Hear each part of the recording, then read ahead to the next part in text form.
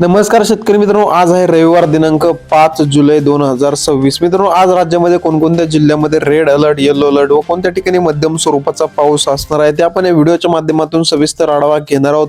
तत्पूर्वी तुम्हाला विनंती आहे मित्रांनो, तुम्ही आपले व्हिडिओ पाहताय परंतु आपल्या चॅनलला सबस्क्राईब करत नाही, त्यामुळे आताच आपल्या डिजिटल शेतकरी युट्यूब चॅनलला सबस्क्राईब करून घ्या. व्हिडिओला लाईक देखील नक्की करा. तुमच्या भागामध्ये पाऊस झाला आहे किंवा तुम्ही हा व्हिडिओ कोणत्या ठिकाणावरून पाहताय ते आपल्या कमेंट बॉक्समध्ये नक्की कळवा. तर मित्रांनो, आज आहे 5 जुलै 2026. आज जर या ठिकाणी आपण पाहिलं तर आपण जसं की स्क्रीनवरती बघू शकता, या ठिकाणी कोकणपट्टीच्या सर्व भागामध्ये आपल्याला अक्षरशः रेड अलर्ट पाहायला मिळतोय. अति मुसळधार स्वरूपाचा पाऊस या ठिकाणी पाहायला मिळतोय. रत्नागिरी, रायगड, सिंधुदुर्ग तसंच मुंबई, कल्याण, डोंबिवली, ठाणे, पालघर या संपूर्ण समुद्र किनारपट्टीच्या मित्रांनो भागामध्ये आपल्याला अक्षरशः ढगफुटी सदृश पाऊस आज दुपारनंतर व सकाळपासूनच या ठिकाणी पाहायला मिळत आहे. तसेच मित्रांनो, या ठिकाणी जर पुणे जिल्ह्यामध्ये पाहिलं तर पुणे जिल्ह्यामध्ये देखील मुसळधार स्वरूपाचा पाऊस आहे. या ठिकाणी पुणे, चाकण, कामशेत या भागामध्ये आपल्याला मुसळधार स्वरूपाचा पाऊस पाहायला मिळतोय. तर राहू, दौंड, सासवड या भागामध्ये आपल्याला मध्यम स्वरूपाच्या पावसाची शक्यता पाहायला मिळते. तसेच बारामती तालुक्यामध्ये देखील मध्यम स्वरूपाचा पाऊस आपल्याला पाहायला मिळणार आहे. एकंदरीत जर पुणे जिल्ह्याचा विचार केला तर काही भागामध्ये मुसळधार तर काही भागामध्ये मध्यम स्वरूपाचा पाऊस आज आपल्याला पाहायला मिळतोय. तसेच नगर जिल्ह्यामध्ये देखील आपल्याला पाहायला मिळतोय पाऊस मित्रांनो. या ठिकाणी नगर व आसपासच्या परिसरामध्ये तसेच या ठिकाणी श्रीरामपूर असेल, वैजापूर असेल, या ठिकाणी श्रीगोंदा या भागामध्ये आपल्याला मध्यम स्वरूपाचा पाऊस हा पाहायला मिळत आहे. मित्रांनो, सांगली, सातारा, कोल्हापूर या 3 जिल्ह्यामध्ये देखील मध्यम ते जोरदार स्वरूपाचा पाऊस पाहायला मिळतोय. सांगली व आसपासच्या परिसरामध्ये देखील जोरदार स्वरूपाचा पाऊस आहे. तासगाव, विटा, वडूज या भागामध्ये देखील जोरदार स्वरूपाच्या पावसाची शक्यता पाहायला मिळते.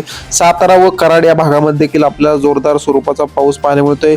पाटण तालुक्यामध्ये देखील मित्रांनो आपल्याला या ठिकाणी रेड अलर्ट पाहायला मिळतो. या ठिकाणी मुसळधार स्वरूपाच्या पावसाची शक्यता ही पाहायला मिळत आहे. एकंदरीत जर पश्चिम महाराष्ट्राचा विचार केला तर पश्चिम महाराष्ट्रातील सर्वच भागामध्ये मित्रांनो आपला भाग बदलत मध्यम तर जोरदार स्वरूपाचा पाऊस पाहायला मिळतोय. सोलापूर जिल्ह्यामध्ये देखील मध्यम स्वरूपाच्या पावसाची शक्यता ही पाहायला मिळत आहे. तसेच मित्रांनो, मराठवाड्यामध्ये जर पाहिलं तर मराठवाड्यामध्ये या तुलनेमध्ये पावसाची शक्यता ही कमी पाहायला मिळते.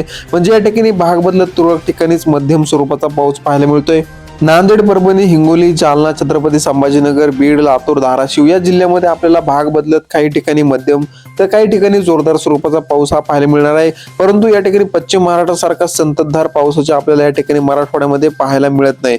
विदर्भामध्ये मित्रांनो आपल्याला यवतमाळ, वाशिम या ठिकाणी, अमरावती, नागपूर, भंडारा, गोंदिया, बुलढाणा, वर्धा या संपूर्ण गडचिरोली या विदर्भातील सर्वच भागामध्ये आपल्याला काही ठिकाणी मध्यम तर काही ठिकाणी जोरदार अशा स्वरूपाचा पाऊस हा पाहायला मिळतोय. तसेच जळगाव असेल, नंदुरबार असेल, नाशिक या भागामध्ये या जिल्ह्यामध्ये देखील आपल्याला जोरदार स्वरूपाचा पाऊस पाहायला मिळतोय. मित्रांनो, धुळे जिल्ह्यामध्ये देखील जोरदार स्वरूपाचा पाऊस आपल्याला पाहायला मिळत आहे. एकंदरीत जर मित्रांनो आज संपूर्ण महाराष्ट्राचा विचार जर केला, या ठिकाणी मराठवाडा सोडता मित्रांनो बाकीच्या सर्वच भागामध्ये भाग बदलत मुसळधार स्वरूपाचा पाऊस आहे. तर मराठवाड्यामध्ये भाग बदलत तुरळक ठिकाणी मध्यम तर काही ठिकाणी जोरदार स्वरूपाचा पाऊस आपल्याला पाहायला मिळतोय. एकंदरीत जर तुलना केली तर मराठवाड्यापेक्षा बाकीच्या भागामध्ये पाऊस आपल्याला जास्त पाहायला मिळत आहे.